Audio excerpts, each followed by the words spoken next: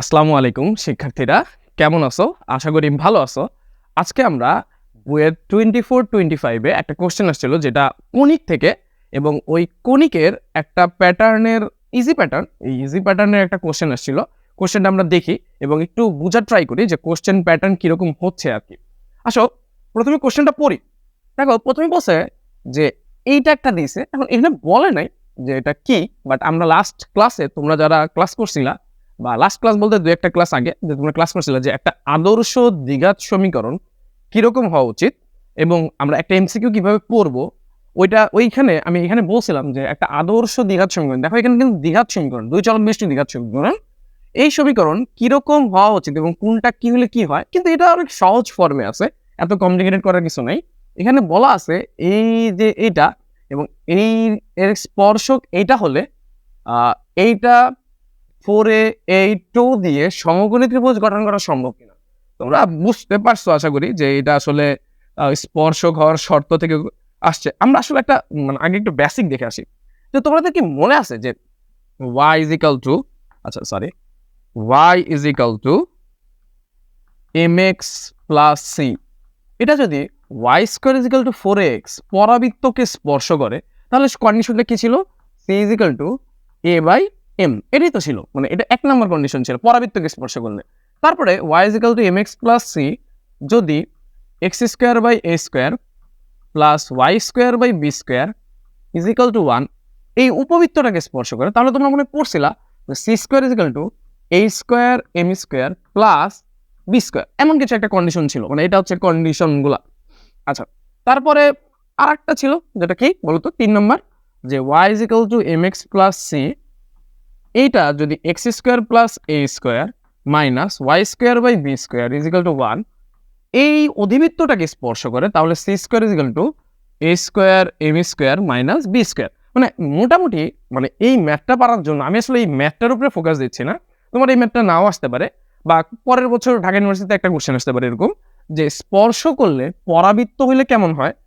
পরাবৃত্ত হইলে হচ্ছে c is equal to a by m, তারপরে উপবৃত্ত যদি হয়, এটা হচ্ছে পরাবৃত্ত, উপবৃত্ত যদি হয় তাহলে c square is equal to a square plus sorry a square m square plus b square, যদি অধিবৃত্ত হয় c square is equal to a square m square minus b square. আমার কথা হচ্ছে এই বেসিকটা জানার পর আসলে আমরা ম্যাথে যাই।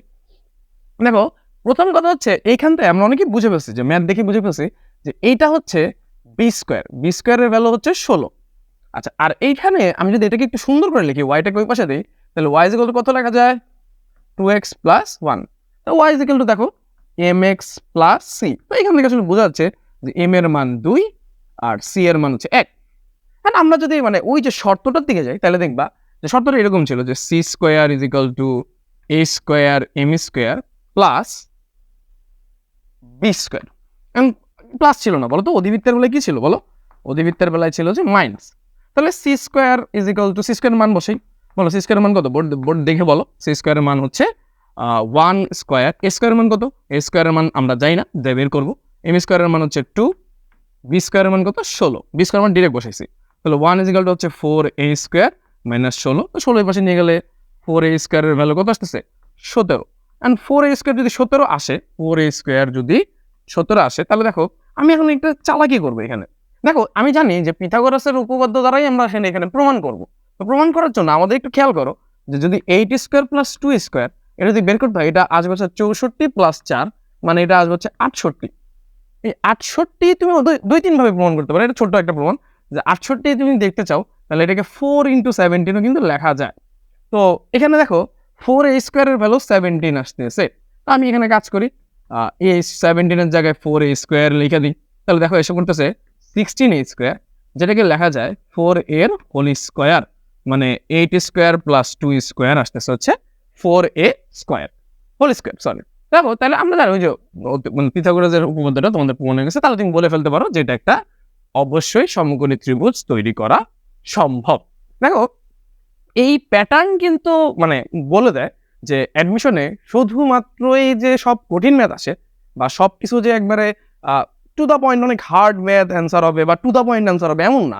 তো দেখো হার্ড ম্যাথও হবে না, টু দ্য পয়েন্টও হবে না, তুমি এখানে প্রথমে একটা উপবৃত্তের বেসিক লাগবে, বেসিকটা আমি একটু আগে পড়াইছি, এবং ওই বেসিকের উপর বেস করে একটা সমকোণী ত্রিভুজ তৈরি করা সম্ভব কিনা এটা বলছে। এই ম্যাথ করতে কিন্তু একটা স্টুডেন্টের অনেক অল্প সময় লাগবে। কিন্তু এখানে কথা হচ্ছে তোমার বেসিক স্ট্রং হইতে হবে। প্রথম কথা, তুমি এখন অনেকে আছো যে এইচএসসি 25 এবং 26 যে কলেজের পড়ালেখার পাশাপাশি, বা তোমার যারা 26 আছে তাদের বিশেষ করে, যে কলেজে পড়ালেখার পাশাপাশি তোমরা কিভাবে অ্যাডমিশন জার্নিটা আগায় রাখবে এখন থেকেই, এটা অনেকে বুঝতে পারতেছো না। আমি বলবো তুমি সবার আগে এখন তো তুমি অনেকটা ম্যাচিউর, যে তুমি এখন চিন্তা করতে পারো যে ভাই এই পড়া হইছে, আমি একটু কোশ্চেন ব্যাংকটা নিই। কোশ্চেন ব্যাংকটা এখন তুমি নিতে পারো, আমি বলবো তুমি এখন নিতে পারো। সবাই অনেক পড়াশোনা করে ফেলছে, তুমি এখন নাও।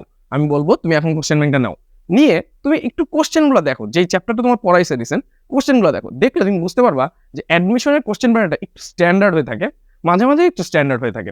তো দেখা যায় মাঝে মাঝে অনেক কঠিন হয়। কঠিন হইলে সবার জন্যই কঠিন, স্ট্যান্ডার্ড হইলে সবার জন্য স্ট্যান্ডার্ড।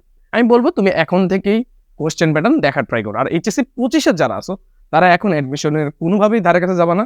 তুমি এখন বোর্ড পরীক্ষায় কিভাবে A+ ক্যারি করে আনা যায় এবং খুব সুন্দর একটা মার্ক পাওয়া যায়, মানে মার্ক পাওয়া যায় পিসিএমএ, বিশেষ করে ফিজিক্স, কেমিস্ট্রি, ম্যাথে। কারণ তোমরা অনেকেই আছো যে এই যে বইটার অ্যাডমিশন টেস্ট নিয়ে অনেকে চিন্তিত, জানো এটা অনেক ভাইটাল অ্যাডমিশন টেস্ট হয়, যে এখানে অনেকগুলা সিলেক্টিভ প্রসেস আছে। যে প্রথমে হচ্ছে মার্ক লাগে, এবং A+ এর কিছু ইংলিশে A+ চাই মাঝে মাঝে। এখন এইটা ক্যারি করার জন্য তোমাকে, আমার মনে হয় যে এখন তোমার এইচএসসি 25 যারা আছো তারা আসলে বোর্ড পরীক্ষার প্রতি মনোযোগী হোক, এবং যারা এমসিকিউর প্রতি বেশি মনোযোগী হয়। আমি বলবো কেন এমসিকিউর প্রতি মনোযোগী হও, দেখা যায় তোমরা সিকিউ তো অনেক ভালো করো, বাট এমসিকিউ তো তুমি অনেক আটকে যাও। তো এমসিকিউ আমি একটা ফ্রি কোর্স করাচ্ছি, তোমরা চাইলে এমসিকিউ ফ্রি কোর্সে জয়েন নিতে পারো। লিঙ্ক ডেসক্রিপশনে পাবা, অথবা কমেন্টে পিন করে দেবো আমি, ইনশাআল্লাহ। দেখা হচ্ছে অন্য কোনো ভিডিওতে। আল্লাহ হাফেজ।